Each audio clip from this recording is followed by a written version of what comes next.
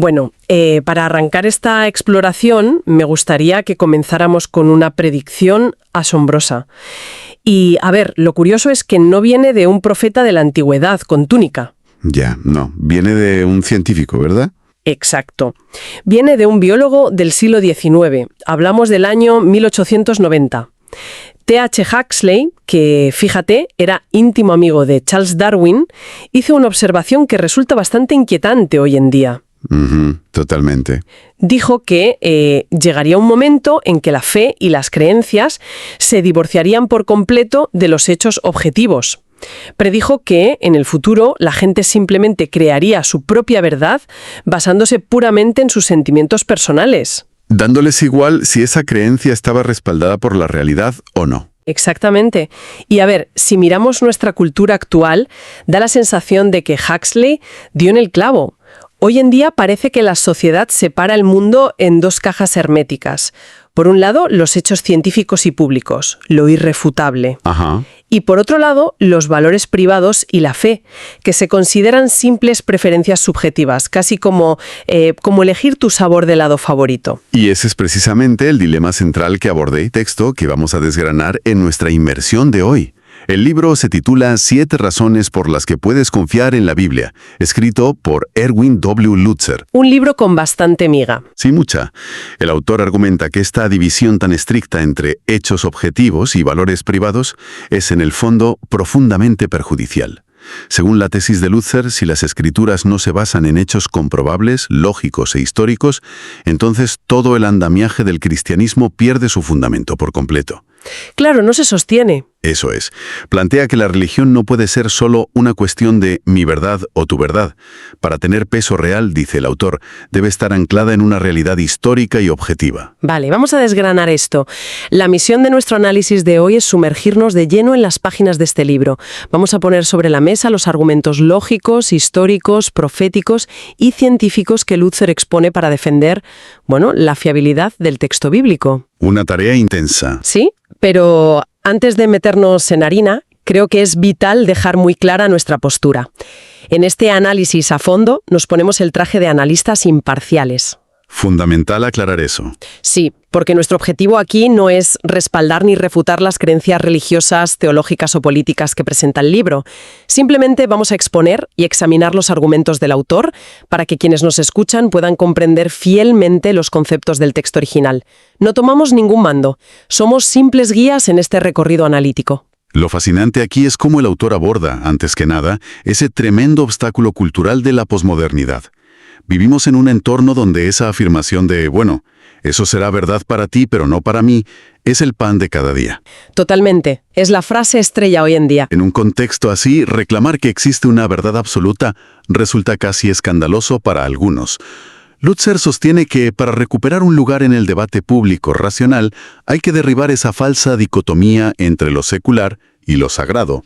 Y el primer paso que da en el libro es abordar cómo se escribió realmente este texto milenario. Introduciendo la teoría de la doble autoría, ¿no? Exacto. Tengo apuntado en mis notas que Lutzer intenta desmontar un poco esa imagen típica que mucha gente tiene en la cabeza. Ya sabes, la idea de un escriba sentado en un escritorio, con los ojos en blanco, dictando como un robot, palabra por palabra, lo que una voz celestial le susurra al oído. La famosa teoría del dictado. Eso es, puro y duro. Pero el autor aclara que eso no es lo que significa la doble autoría. Los autores humanos conservaron su propio estilo literario, su gramática, sus emociones e incluso sus propios métodos de investigación. Sí, como el caso de Lucas. Exacto, me llamó mucho la atención.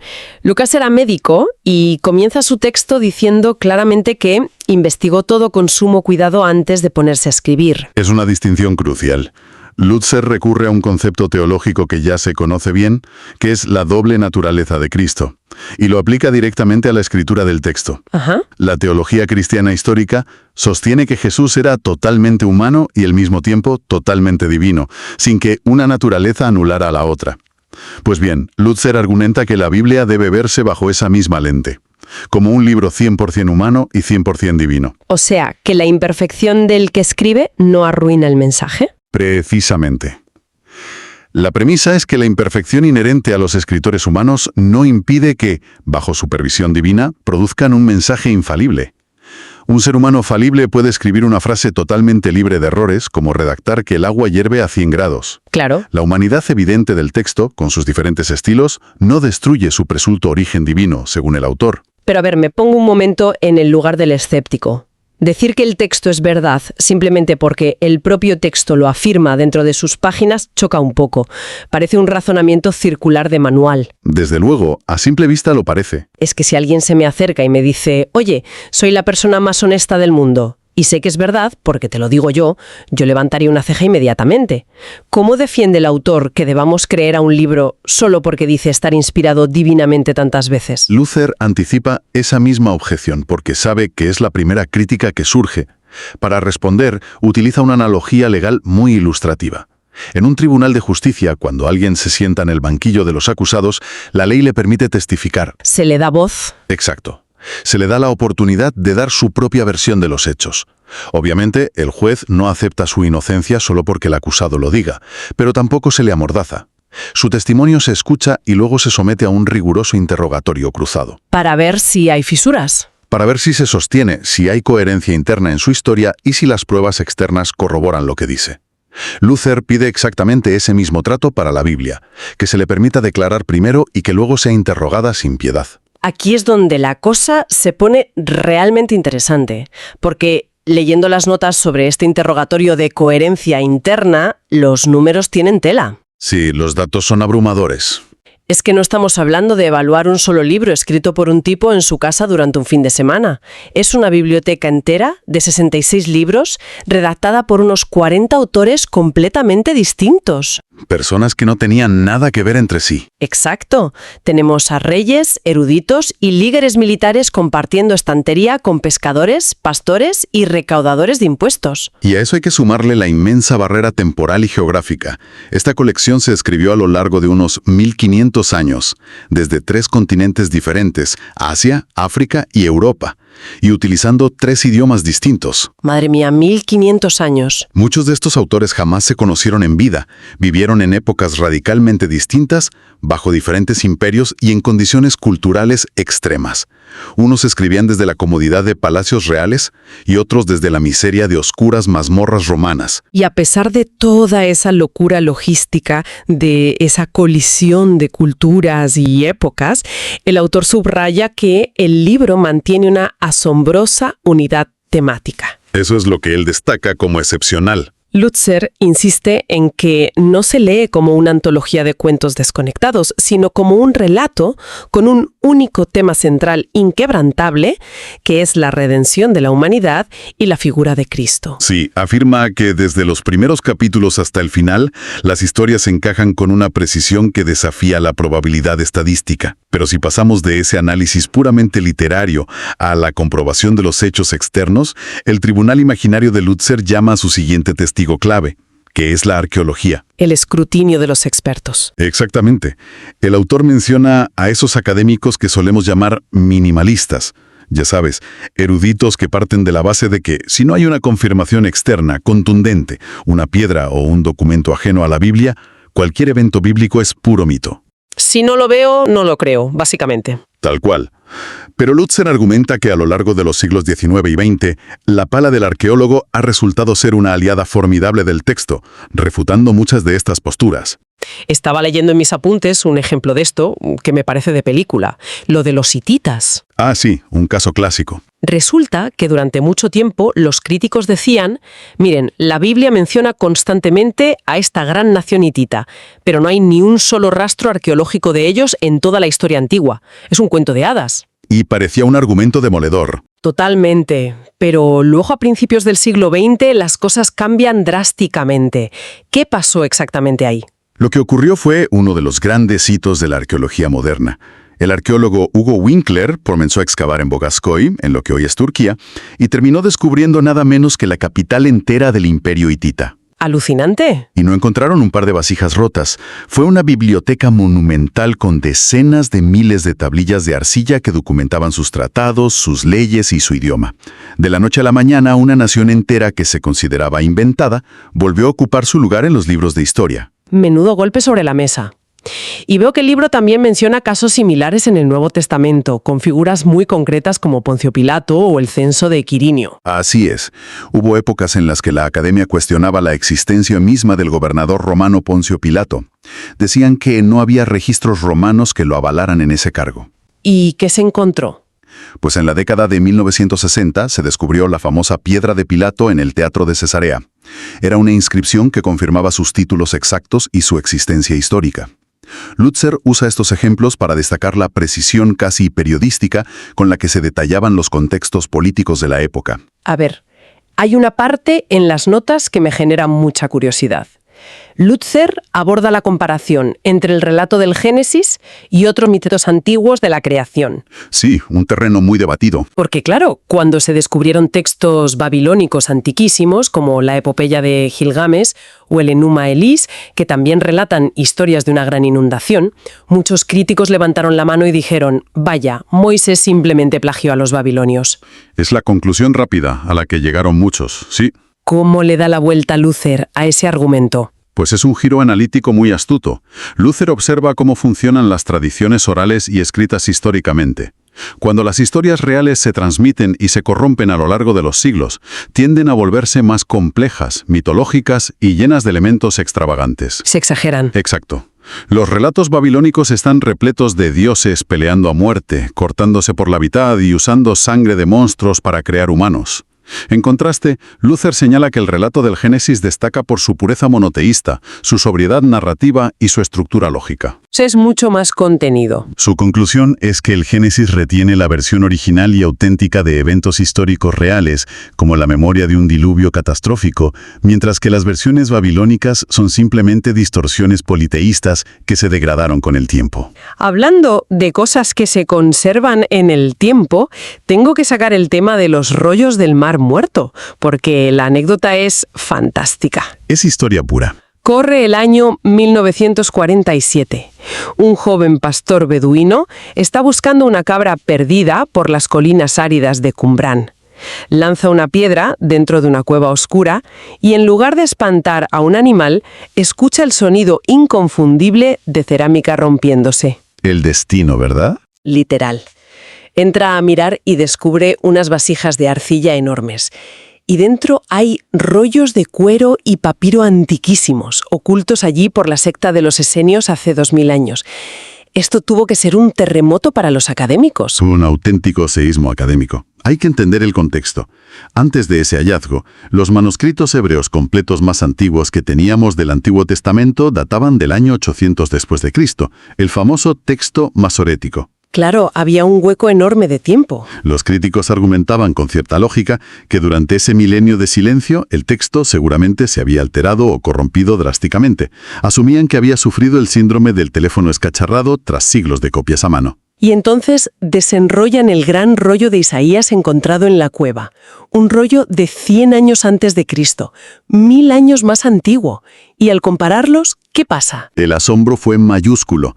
Descubrieron que eran idénticos en más del 95%. Es una locura de porcentaje. Y ese pequeñísimo 5% restante correspondía casi exclusivamente a diferencias de ortografía, deslizamientos mínimos de pluma o cambios gramaticales menores. Nada que alterara ni una sola doctrina o significado importante. Eso dice mucho del método de copia. Para Lutzer, esto es la prueba de oro de la extrema meticulosidad de los escribas judíos al copiar los textos. Y supongo que esa misma meticulosidad es vital cuando pasamos al siguiente punto del libro, que son las profecías. Porque claro, si vas a predecir el futuro, más vale que no se altere ni una coma. Totalmente. El autor hace una comparación muy curiosa con Nostradamus. Nostradamus es famoso por predecir cosas, pero sus escritos están llenos de cuartetas confusas, anagramas crípticos y metáforas súper oscuras. La tesis de Lutzer es que Nostradamus jugaba con una ambigüedad calculada.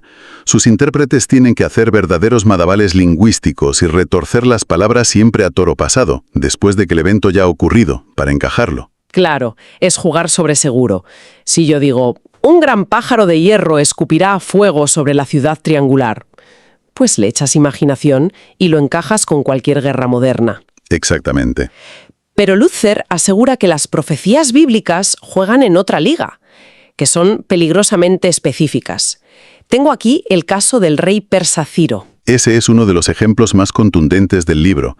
El profeta Isaías no se limita a predecir vagamente que un imperio caerá. Nombra específicamente al rey persa Ciro. Con nombre y todo. Sí. Escribe que este rey emitirá un decreto para liberar a los judíos y que dará la orden de reconstruir Jerusalén. Y el detalle histórico que vuela la cabeza es que Isaías escribió esto aproximadamente 150 años antes de que Ciro siquiera naciera. Increíble. Es el equivalente a que alguien en el siglo XIX escribiera prediciendo una guerra mundial y nombrando con apellidos al líder que firmaría la paz. Pero espera, la historia de Ezequiel y la ciudad de Tiro me parece todavía más salvaje. Sí, la de Tiro es fascinante. Ezequiel predijo con un nivel de detalle milimétrico que muchas naciones irían contra esta poderosa ciudad fenicia. Dijo que sus muros serían destruidos, que los escombros y hasta el polvo serían arrojados al mar y que quedaría como una roca desnuda donde los pescadores secarían sus redes. Un nivel de precisión muy arriesgado. ¿Cómo encaja eso con la historia secular? Porque suena muy específico para ser casualidad.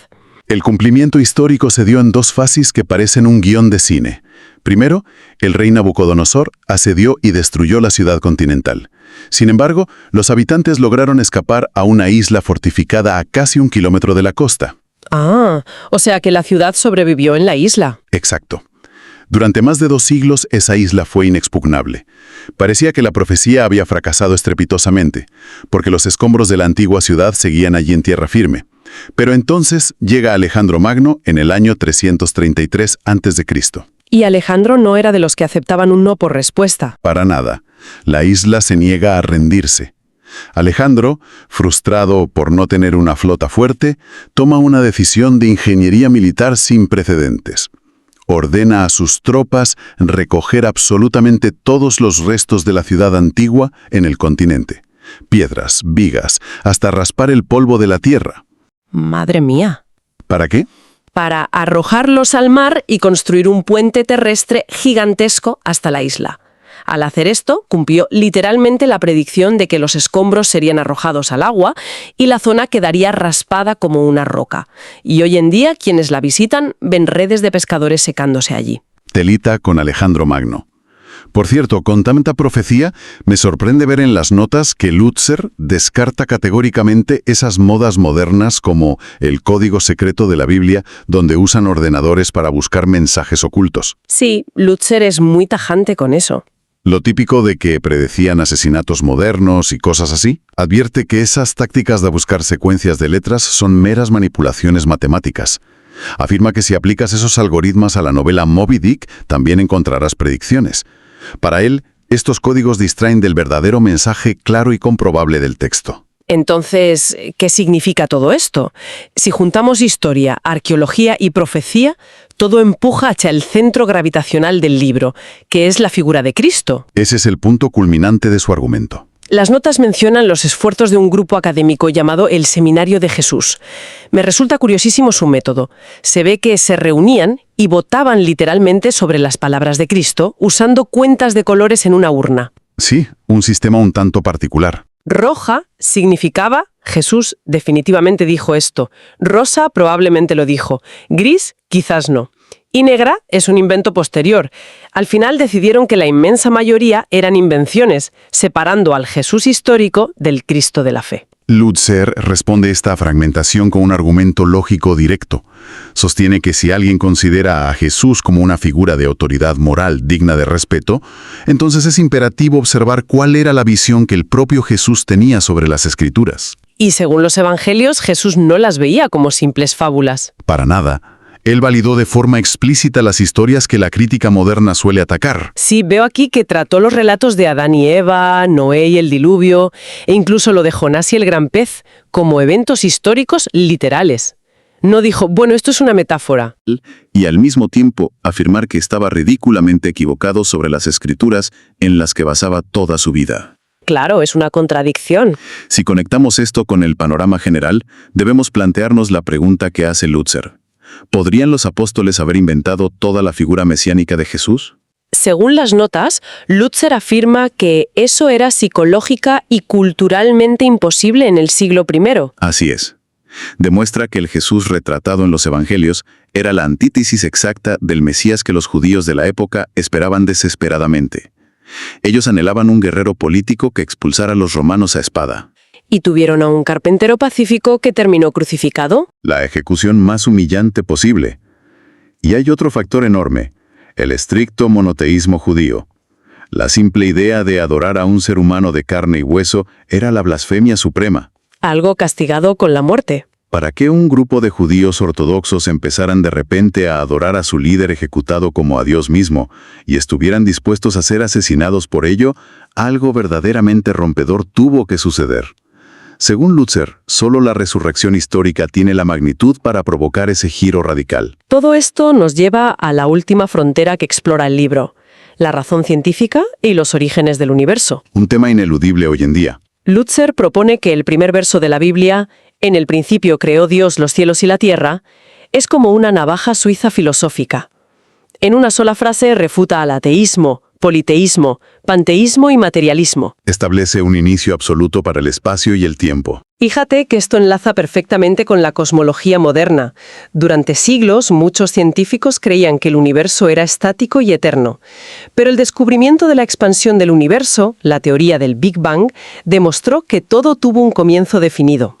Y según detalla el libro, a muchos científicos les incomodó muchísimo este descubrimiento porque sentían que un inicio absoluto sugería un creador. Totalmente. Y la incomodidad creció cuando se descubrió el nivel extremo de ajuste fino necesario en ese evento inicial. Lutzer cita que si la tasa de expansión, un segundo después del Big Bang, hubiera sido distinta en una fracción minúscula. Una desviación de 1 parte en 100.000 millones, leo aquí. Sí, una cifra incomprensible. Si hubiera variado eso, el universo se habría colapsado sobre sí mismo antes de formar estrellas. Para el autor, este ajuste no es fruto del azar ciego, sino la huella dactilar de un diseño inteligente. Esto nos lleva de lleno al gran debate sobre ciencia y fe. Lutzer argumenta que los datos científicos son neutrales. El conflicto real surge de las cosmovisiones previas a través de las cuales se interpretan esos datos. El libro concluye afirmando que existe una armonía total entre el libro de la naturaleza y el texto bíblico. Para recapitular esta amplísima exploración de hoy, hemos desgranado cómo Lutzer presenta un caso estructurado argumentando que la fe no exige un suicidio intelectual. Hemos repasado la coherencia de los libros, descubrimientos arqueológicos, profecías asombrosas como la de Tiro, la validación de Jesús y la cosmología del universo ajustado. Ha sido un recorrido exhaustivo. Y manteniendo nuestra postura analítica, vemos que Lutzer ha construido una defensa para argumentar que el texto está anclado en la historia y en realidades comprobables. Desafiando esa idea moderna de separar los hechos objetivos de los valores de fe. Esto plantea una pregunta importante para la audiencia en nuestra sociedad occidental. Independientemente de la postura religiosa personal, el texto bíblico ha moldeado las leyes, el arte y la ética de nuestra civilización. Comprender sus fundamentos es vital para estar culturalmente informado. Totalmente de acuerdo. Nos da el contexto de por qué el mundo piensa como piensa. Y para cerrar la exploración de hoy, queremos dejar a quienes nos escuchan con una reflexión final. Una idea que va un paso más allá del libro. Sí.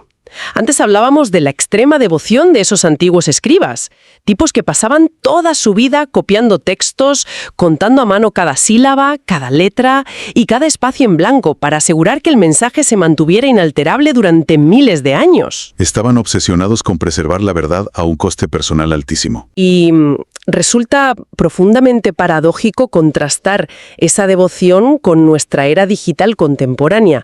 Habitamos un ecosistema donde la información se genera masivamente, pero donde también se altera o se borra para siempre con un simple clic. Hoy, con la inteligencia artificial, podemos reescribir la historia en segundos, generar vídeos fotorrealistas falsos y crear narrativas artificiales a la carta. Visto así, cabe preguntarse, ¿estamos perdiendo como cultura nuestra capacidad o nuestro interés por preservar cualquier forma de verdad permanente? Es una gran pregunta. En un mundo donde todo fluye a una velocidad de vértigo y nada parece estar escrito en piedra, tal vez el valor de lo perdurable, de aquello que resiste el implacable escrutinio de los siglos, sea más crucial hoy que en cualquier otro momento de nuestra historia. Ahí queda eso para reflexionar mientras seguimos navegando por esta era de lo efímero.